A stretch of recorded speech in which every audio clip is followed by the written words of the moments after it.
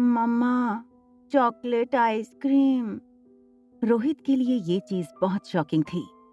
रोहित ने आर्यन को माँ और बाप दोनों का प्यार दिया था। आर्यन को कभी माँ की कमी महसूस ना हो, उसकी पूरी कोशिश की थी रोहित ने। फिर आज ही अचानक आर्यन नींद में अपनी माँ को क्यों याद कर रहा था? आर्यन बचपन से ही बहुत शर्मीला और बड़ों की बात मानने वाला बच्चा था। न कभी कोई जिद करता, न कभी किसी को परेशान करता। उसके इस स्वभाव के कारण उसे बाकी बच्चों से कम स्मार्ट समझा जाता था। आर्यन ने ना कभी कुछ चाहा, ना मांगा। फिर आज अचानक ये चॉकलेट आइसक्रीम की जिद क्यों? रोहित ने आर्यन के कमरे का दरवाजा बंद किया। तभी सनी बड़े ही जासूसी अंदाज में बोला, ब्रो, मैंने इंटरनेट पर एक वीडियो देखी थी जिसमें एक औरत एक 7 साल के बच्चे को ये विश्वास दिलाती है कि वो पिछले जन्म में उसका बेटा था, और फिर वो बच्चा अपनी असली माँ को छोड़कर उस औरत के पास चला गया। सनी की इस बेतुकी बात से इरिटेट होकर रोहित ने पूछा, तुम कहना क्या चाहते हो? तो सनी ने पहले तो उस प्राइवेट प्रेसिडेंशियल स्वीट के हर कोने में जाकर चेक किया कि कहीं कोई सुन तो नहीं रहा, और फिर उसी दबी आवाज में कहता है, ब्रो, ये सामने वाली ब्यूटीफुल दीदी को मिलने के बाद आर्यन का बिहेवियर थोड़ा चेंज हो गया है। बस ये सुनकर रोहित की पेशेंस खत्म हो गई। उसने सनी को सर के पीछे एक तपली मारते हुए गुस्से से कहा, कितनी बार कहा है टेक्नोलॉजी का सही इस्तेमाल किया करो। दिन भर या तो ये गेम्स खेलते रहते हो या ऐसी वाहियात वीडियो देखते हो। चलो जाओ, अब तुम्हारा भी सोने का वक्त हो गया है। रोहित का ऑर्डर सुनने के बाद किसी की हिम्मत नहीं थी उसके ऑर्डर को फॉलो ना करे। सनी भी चुपचाप अपने कमरे की ओर चला गया। रोहित ने सनी को वहां से भगा तो दिया, मगर सनी की बात उसके दिल में शक गड़ा चुकी थी। रोहित बालकनी में गया और ऊपर टिमटिमाते तारों को देखकर सोचने लगा, क्या सचमुच वो लड़की आर्यन के इमोशंस के साथ खेलकर मुझ तक पहुंचना चाहती थी, या वो सिर्फ एक कोइंसिडेंस था? सुबह का वक्त था। रिया बालकनी में बैठकर टैबलेट पर गेम खेल रही थी और अनिका अपने फोन में कुछ चेक कर रही थी और सोच रही थी कि आखिर उसके खोए हुए बेटे को कैसे ढूंढे, किससे मदद मांगे। एक बार उसने बेंगलुरु से कॉल करके मनाली पुलिस को कंप्लेंट की थी, मगर छानबीन में पाया गया कि ना तो हॉस्पिटल में उसके जुड़वा बच्चे पैदा होने का कोई रिकॉर्ड था और ना कोई गवाह था जिससे ये साबित होता कि अनिका ने जुड़वा बच्चों को जन्म दिया था, और जो जन्मा ही नहीं था वो गायब कैसे हो सकता था। वो ये सब सोच ही रही थी, तभी अनिका को याद आया कि उसकी स्कूल का एक दोस्त पंकज इन दिनों मनाली पुलिस में सब इंस्पेक्टर है। उसने झट से अपना मोबाइल उठाया और अपने पुराने दोस्त के जरिए उस पंकज का नंबर ढूंढने में लग गई। तभी अनिका के फोन स्क्रीन पर एक नंबर फ्लैश होता है। उसकी फ्रेंड ने पंकज का नंबर शेयर किया था। बिना देर किए अनिका ने पंकज को फोन लगा दिया। वो रिया से थोड़ा दूर बालकनी की रेलिंग के पास चली गई। वो नहीं चाहती थी कि रिया उसकी ये बातें सुने। दूसरी तरफ पंकज फोन उठाता है। अनिका ने पंकज को अपनी कहानी बताई कि कैसे एक आदमी ने डिलीवरी के तुरंत बाद हॉस्पिटल से उसका बच्चा चुराया था। और फिर आखिर में अनिका बोली, पंकज प्लीज मेरी मदद करो, कोई तो रास्ता होगा जिससे मैं मेरे बेटे तक पहुंच सकूं। पंकज पहले से इस केस से वाकिफ था, इसलिए अनिका की पूरी बात सुनने के बाद पंकज ने कहा, चलो अगर मैं मान भी लूं कि तुम जो कह रही हो वो सब सच है, फिर भी मैं ऑफिशियली तुम्हारे लिए कुछ नहीं कर सकता, क्योंकि कहीं भी ऐसा कोई सबूत नहीं है जो ये बता सके कि तुम्हारे जुड़वा बच्चे हुए थे। I am really sorry. Anika का दिल बैठ सा गया। उसके बेटे तक पहुंचने की उसकी उम्मीदें कम होती नजर आ रही थीं। पंकज भी मानो अनिका की चुप्पी से उसकी उदासी भाप गया हो, वैसे उसने मायूस अनिका को उम्मीद की एक किरण दिखाते हुए कहा, देखो अनिका, मैं एक बात कह सकता हूँ ऑफ द रिकॉर्ड, मनाली में जितने भी गलत काम होते हैं, चाहे वो किडनैपिंग ही क्यों ना हो, सारे केसेस में कहीं ना कहीं तुम्हारे ससुराल वाले यानी कि डोगरा खानदान का हाथ होता ही है। देखो अगर वहीं से कुछ पता चले तो। पंकज के फोन रखने के बाद अनिका गहरी सोच में डूब गई और वो अपने अंगूठे को दांत के बीच दबाकर बालकनी में तेज कदमों से घूमने लगी। वो सोच रही थी कि क्या पंकज ने जो कहा वो सच था, और अगर वैसा है भी तो डोगरा खानदान से उसके बेटे की इंफॉर्मेशन आखिर कैसे निकाली जाए। तभी उसे एक आइडिया आया और उस आइडिया का नाम था कुणाल। क्यों ना कुणाल के जरिए कोई इंफॉर्मेशन निकाली जाए। अनिका कुछ सोच के कुणाल को मिलने का तय करती है। अनिका फट से बेडरूम में जाकर चेंज करती है। रिया अभी अपनी गेम में इतनी इन्वॉल्व थी कि उसे उसके पास क्या चल रहा है उसकी कोई खबर ही नहीं थी। अनिका जीन्स और कुर्ती पहनकर बाहर आई। उसने तेजी से अपना पर्स और मोबाइल उठाते हुए रिया से कहा, देखो बेटा, मम्मा 2-3 घंटों में वापस आ जाएगी। तुम्हें कुछ भी चाहिए तो होटल के रूम सर्विस से मंगवा लेना। रिया छोटी थी, लेकिन अपनी उम्र के बच्चों से काफी ज्यादा स्मार्ट थी। उसको अक्सर अकेले रहने की आदत थी। अनिका ने मेन डोर खोला और बाहर जाकर अनिका ने फिर से रिया को आवाज लगाई, कुछ भी हो जाए रूम से बाहर मत निकलना। हमारे रूम के सामने एक बड़ा पागल और एक छोटा पागल रहता है। रिया ने बालकनी से ही आवाज दी, नहीं जाऊंगी, लव यू मम्मा। अनिका ने दरवाजा बंद किया और लिफ्ट की ओर मुड़ी तो अचानक उसके पांव वहीं जम गए। लिफ्ट के पास रोहित और सनी खड़े थे। इतना ही नहीं, उन्होंने सब कुछ सुन भी लिया था। कुछ देर तो रोहित अनिका को और अनिका रोहित को बस देखते ही रहे। रोहित ने black T shirt, blue jeans और ब्लैक स्पोर्ट शूज पहने थे। रेगुलर जिम और स्ट्रिक्ट डाइट की वजह से रोहित एकदम फिट था। रोहित को देखकर किसी भी यंग लड़की की नजर रोहित से हटती नहीं थी। अनिका की भी नजरें रोहित पर जम चुकी थीं, मगर अनिका की वजह कुछ और थी। वो जान चुकी थी कि जब उसने रोहित को पागल कहा तब वो उसके पीछे ही खड़ा था। थोड़ी देर अनिका अपने हाथ गर्दन के पीछे घुमाते हुए यहाँ वहां देखने लगी। तभी लिफ्ट का दरवाजा खुला और रोहित सीधा लिफ्ट के अंदर गया। सनी भी अनिका को एंग्री लुक देते हुए लिफ्ट के अंदर चला गया। अनिका सोच रही थी कि दूसरी लिफ्ट ले लूंगी, तभी लिफ्ट मैन ने कहा, प्लीज कम इन मैडम। ना चाहते हुए भी अनिका को वही लिफ्ट में जाना पड़ा। रोहित या सनी को फेस ना करना पड़े, इसलिए अनिका दरवाजे की ओर मुंह करके खड़ी हो गई। लेकिन स्टील के बेदाग दरवाजे से पीछे खड़े रोहित और सनी की शक्लें साफ दिखाई दे रही थीं। अनिका सोच रही थी कि आखिर उसने उसकी बात सुन के कुछ रिएक्ट क्यों नहीं किया। वहीं दूसरी तरफ रोहित इस लड़की को समझने की कोशिश कर रहा था। अनिका के हाव भाव से रोहित ये पता लगाने की कोशिश कर रहा था कि आखिर ये लड़की उसके नजदीक आना चाहती थी या उससे दूर रहने की कोशिश कर रही थी। मगर पास खड़ा सनी अनिका की बातों से बहुत ज्यादा हर्ट लग रहा था और इसलिए उसने कुछ पल की चुप्पी के बाद आखिर में अनिका से पूछ ही लिया, आपने छोटा पागल किसको बोला? अनिका थोड़ी देर शांत रही, फिर कुछ सोचकर अचानक उसने लिफ्टमैन से पूछा, इस होटल में रहने वाले मेहमानों की प्राइवेसी का बिल्कुल ख्याल नहीं रखा जाता क्या?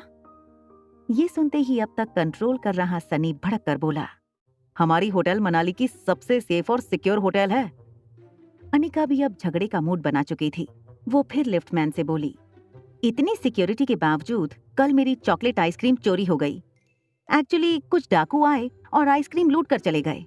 सनी अपनी वीडियो गेम पॉज करके और अपने मोबाइल को अपनी जेब में रख के फुल ऑन झगड़ने के मूड में मैदान में उतरा। एक्सक्यूज मी, आपने हमें डाकू कहा? अब अनिका टर्न होकर सीधे सनी की तरफ मुड़ी और उसको कहने लगी, हाँ कहा, क्योंकि कल तुम्हारी वजह से पहली बार मैंने मेरी बेटी को दिया प्रॉमिस पूरा नहीं किया। अनिका ने जब ये कहा तो रोहित ने तुरंत इंटरफेयर करके पूछा, क्या मतलब? आप वो चॉकलेट आइसक्रीम अपनी बच्ची के लिए लाई थी?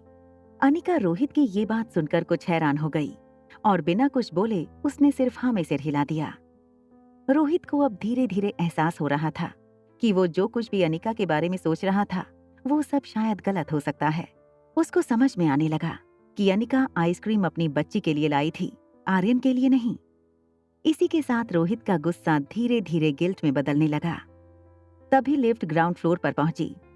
रोहित एक जेंटलमैन की तरह अनिका को लेडीज फर्स्ट का इशारा करते हुए उसके लिफ्ट से बाहर जाने का रास्ता देता है। अनिका रोहित के अचानक बदले तेवर को देखकर थोड़ी सोच में पड़ गई। उसने कुछ देर रोहित को देखा और फिर लिफ्ट से निकल गई। रोहित ने भी लिफ्ट से बाहर निकलते हुए सनी से कहा, मुझे लगता है हम इस लड़की के बारे में जो सोच रहे थे वो गलत था। वो चॉकलेट आइसक्रीम तो अपनी बेटी के लिए लाई थी। सनी अपना मोबाइल जेब से निकालते हुए बीच में रुककर बोला, no bro, I am telling you, ये लड़की जो दिखती है वो है नहीं। She is trying to impress you. देखा नहीं, जाने से पहले कैसे देख रही थी तुम्हें? रोहित को लगा अब सनी फिजूल बात को आगे बढ़ा रहा था। रोहित ने उसे वहीं चुप हो जाने का इशारा किया। होटल लॉबी से बाहर निकलते हुए अनिका कुणाल से मिलने का कोई आइडिया सोच रही थी, लेकिन वो इस बात से बिल्कुल बेखबर थी कि एक बहुत बड़ा सरप्राइज उसका इंतजार कर रहा था। अनिका ने लॉबी में आगे बढ़ते ही कुछ देखा और कुछ देखकर वो वहीं खड़ी रह गई। हाथ में फूलों का बड़ा सा गुलदस्ता लेकर कुणाल होटल लॉबी के बीच खड़ा था। कुणाल दरअसल सुबह से आकर होटल की वेटिंग एरिया में बैठा था। जिस लड़की को वो मिलना चाहता था, ना तो वो उसका नाम जानता था, ना ही रूम नंबर, मगर उसे पता था कि पूरे दिन में वो कभी ना कभी तो नीचे उतरेगी ही। और जैसे कि उसने सोचा था, अनिका उसे लिफ्ट से निकलती हुई दिखी और उसे देखते ही बिना वक्त गवाए कुणाल उसके सामने आ खड़ा हुआ और गुलदस्ता अनिका की तरफ बढ़ाकर बोला, व्हाट अ सरप्राइज! मैं यहाँ किसी और से मिलने आया था, मगर कौन जानता था कि आप मिल जाएंगे। कुणाल की आंखों में अनिका को झूठ साफ नजर आ रहा था, लेकिन अपने खोए बेटे को वापस पाने की आखिरी कड़ी कुणाल था। इसलिए अनिका ने बात को आगे बढ़ाने के लिए गुलदस्ता ले लिया। कुणाल अनिका को मौका देखकर पूछ लेता है, यहीं बगल में एक बहुत अच्छी कॉफी शॉप है, क्या आप मेरे साथ चलना पसंद करेंगी? अनिका ने बिना देर किए हाँ कर दी। कुणाल को अपने लक पर विश्वास नहीं हो रहा था। उसका कॉन्फिडेंस उससे बात आगे बढ़ाने में मदद कर रहा था। कमाल है, हम लगातार 2 दिनों से मिल रहे हैं, लेकिन मुझे आपका नाम तक नहीं पता। अनिका इस सवाल का जवाब देने के लिए तैयार नहीं थी। कुणाल अनिका को अपना इंट्रोडक्शन देते हुए हाथ मिलाने के लिए एक हाथ आगे बढ़ाता है और कहता है, hi, my name is Kunal Dogra and yours? Anika tension में कुछ सोचने लगी, फिर हाथ मिलाकर कहा, रागिनी। दोनों हाथ मिलाते हैं और फिर कुणाल झुककर अनिका को आगे चलने का इशारा करता है। अनिका के आगे जाते ही वो खुशी के मारे हवा में उछलता है और जेब से 500 की नोट निकालकर दरबान को देता है। अनिका और कुणाल होटल से कुणाल की कार में बैठकर निकल गए। ये सारा सीन रोहित और सनी देख रहे थे। रोहित ने जो देखा उसे उस पर विश्वास नहीं हो रहा था। होटल चेक इन रजिस्टर में रोहित ने अनिका का नाम पढ़ लिया था, फिर उसने कुणाल को अपना नाम रागिनी क्यों बताया? वो समझ ही नहीं पा रहा था कि इस लड़की का असली रूप क्या था। तभी सनी ने रोहित से कहा, देखा, मैंने कहा था ना ब्रो, अमीर लड़कों को फंसाना इस लड़की की हॉबी लगती है। भैया, यू शुड बी केयरफुल। हमें और आर्यन को इस लड़की से दूर रहना चाहिए।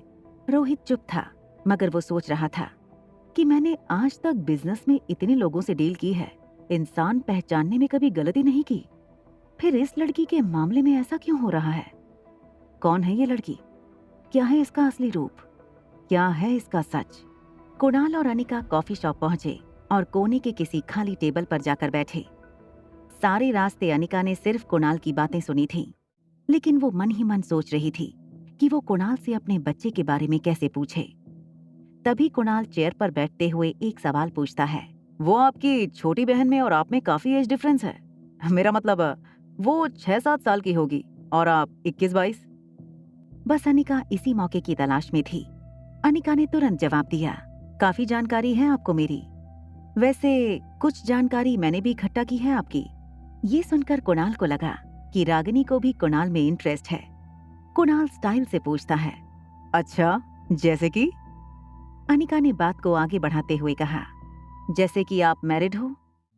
ये सुनते ही कुणाल के सारे अरमानों पर जैसे पानी फिर गया हो, वैसे उसके चेहरे का रंग फीका पड़ गया।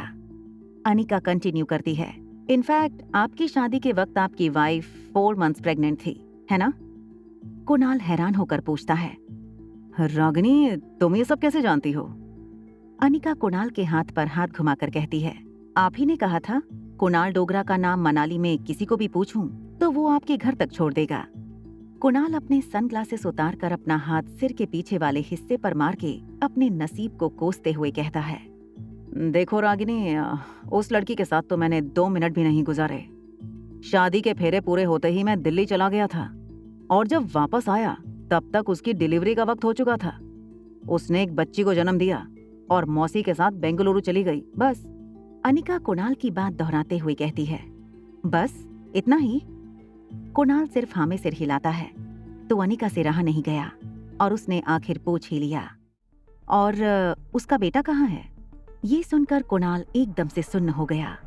उसकी आवाज जैसे उसके हलक में अटक गई हो, वैसे अटक अटक के वो बोला, वो बेटा नहीं। कौन बेटा? अनिका का पारा अब पूरी तरह चढ़ चुका था। उसने बिना कुछ सोचे खुद की बात पर जोर देते हुए सीधा ही पूछ लिया, उसका बेटा? उस लड़की ने जुड़वा बच्चों को जन्म दिया था, तो उसका बेटा कहाँ है? कुणाल चौंका हुआ तो था ही, लेकिन साथ ही उसको हल्का सा शक हुआ कि रागिनी इस तरह अनिका के बारे में क्यों पूछ रही है। और तभी मानो जैसे अनिका ने कुणाल के एक्सप्रेशंस पढ़ लिए हों, वैसे वो तुरंत बात घुमाते हुए बोली, ठीक है, मत बताओ। मैं भी ऐसे किसी इंसान के साथ फ्रेंडशिप नहीं कर सकती जो मुझसे बातें छुपाता हो। इतना कहकर अनिका झूठ मूठ वहां से उठकर जाने का नाटक करने लगी। अनिका कुछ कदम आगे चली ही थी कि तभी पीछे से कुणाल ने नर्वस सा मुंह बनाकर थोड़ी बुझी हुई आवाज में कहा, अच्छा रुको, बताता हूँ।